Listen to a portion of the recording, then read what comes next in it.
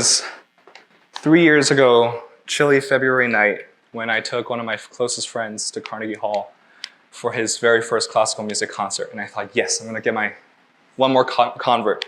And I did.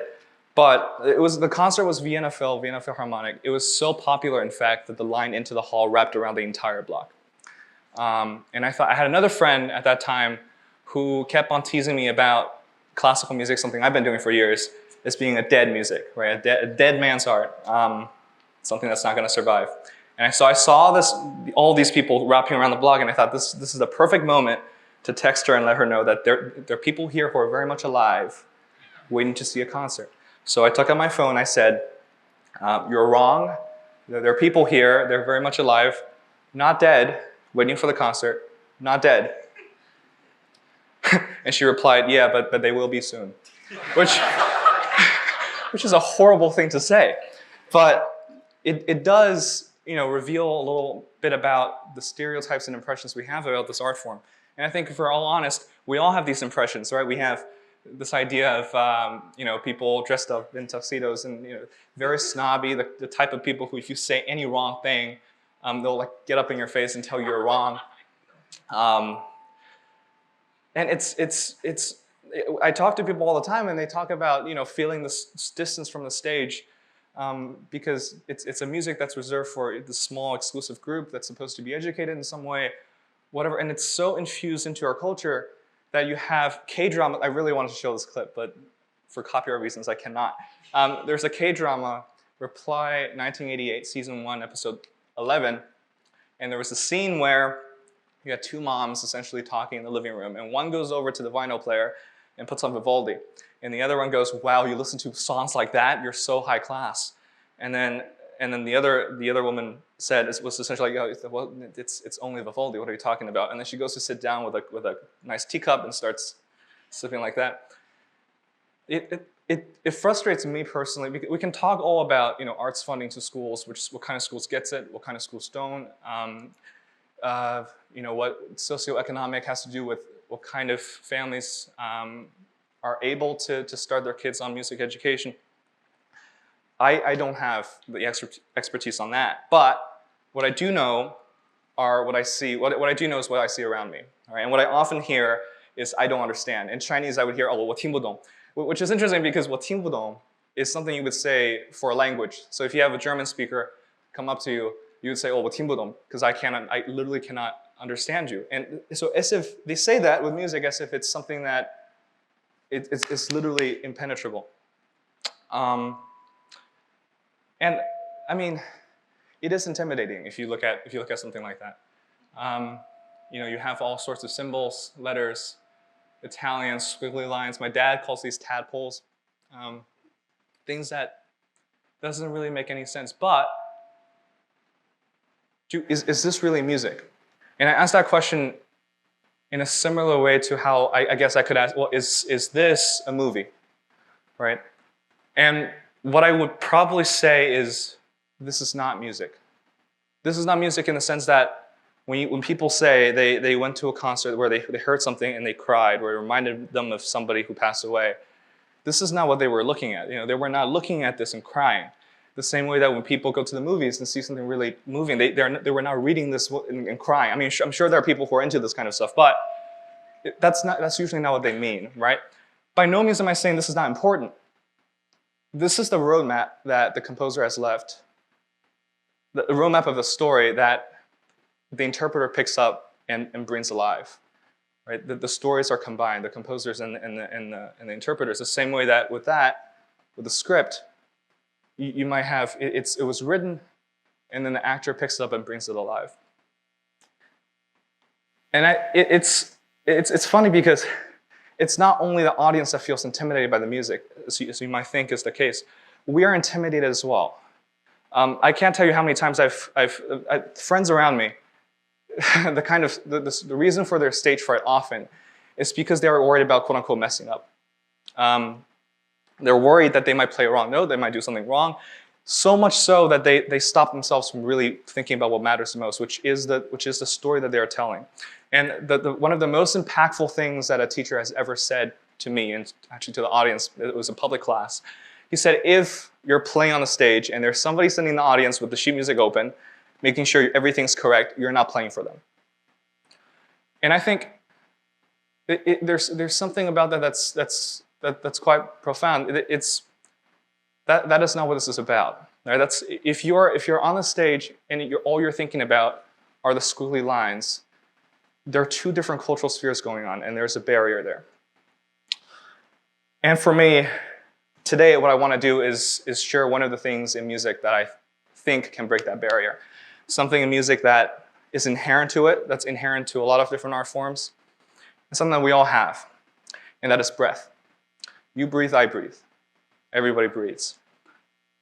Without breath in music often materializes in what we would call phrasing. Let's go back to the Shawshank Redemption script for a second. I think this might make more sense. This is also something I wanted to play, but I can't.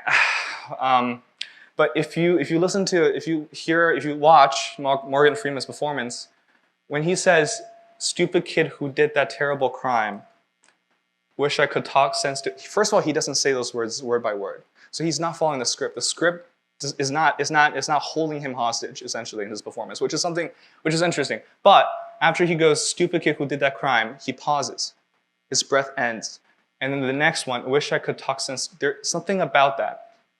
There's something about the amount of breath that he gave the second part of that line, which just made it that much more hopeless. That sounded that much more exhausted. And all he did, all that happened, at least from my perspective, was breath. His breath had that tiny little nuanced difference. The timing between the breath, the pause, it provided tension and character in a way that I don't think, he could have just followed the script. The same way that you could have entered that script into Google Translate, when it was text to speech, whatever they're called, apps, programs, and it would have read that script perfectly. But he didn't. And I think if we look at the Chopin example, that's for later.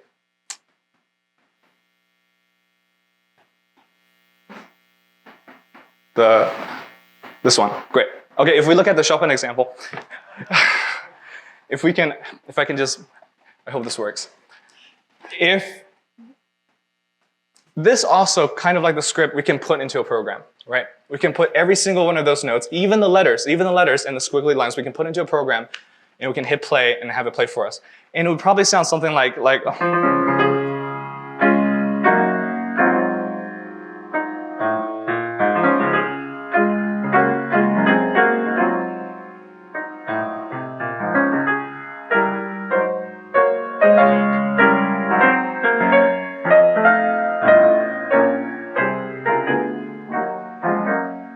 which is perfectly fine. It's perfectly nice. But if I'm a person looking at that, understanding that there's an audience in front of me, understanding that you breathe and I breathe, I would recognize that as breaths. And I would think to myself, okay, this is the start of a breath. And as with any breath, there are ups and downs. And I would stop there. And a second one would go. And that one sounds a little bit different. And then it comes back a third time, but this time, just a little bit more intimate. And it grows. Until it slowly dies away.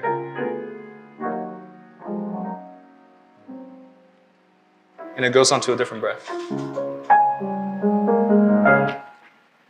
And that makes all the difference. It makes all the difference in the world. It doesn't even have to be that. It could be oh dear Lord. It could be happy birthday, the one before that, if you could. There we go. Happy birthday, Michael, by the way. It was yesterday.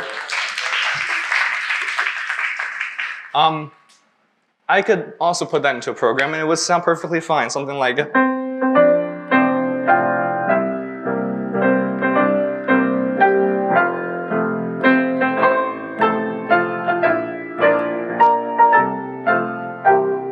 but if I were to recognize the fact that I'm probably singing this to a person, right? I'm singing this to a person, no computers involved, Nobody wants a computer to get involved. I would probably go, okay, happy birthday to you. It comes back a couple times. So the first time okay, that's the first breath.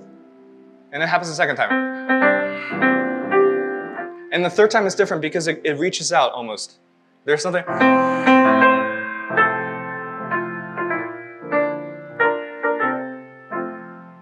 And this is where it ends.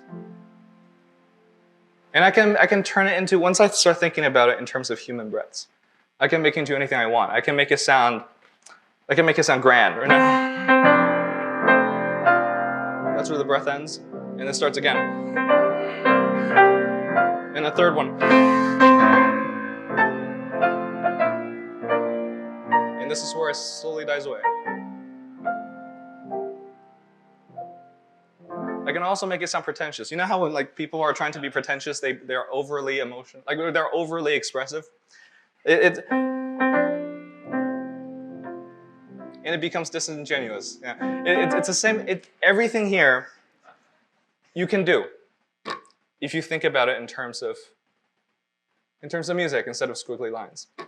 And I guess I would just close with a quote that I thought should probably guide. I mean, it's something I try to live by when I do this, and I think it's applicable in other areas as well. This was a dean, I think a dean at Boston Conservatory who gave this speech a couple of years ago. And what he said to incoming students, and what he said was, if we were a medical school and you were here as a med student practicing appendectomies, you'll take your work very seriously because you would imagine that some night at 2 a.m. someone is going to waltz into your emergency room and you're going to have to save their life.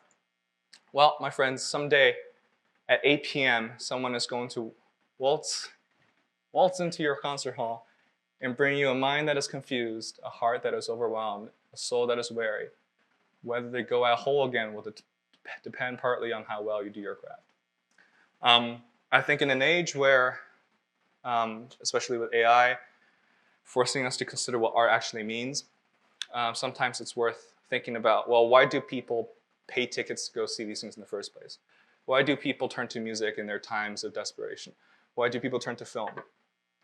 And it may be, just maybe, that breath from a human being is what ultimately makes a difference. Thank you very much.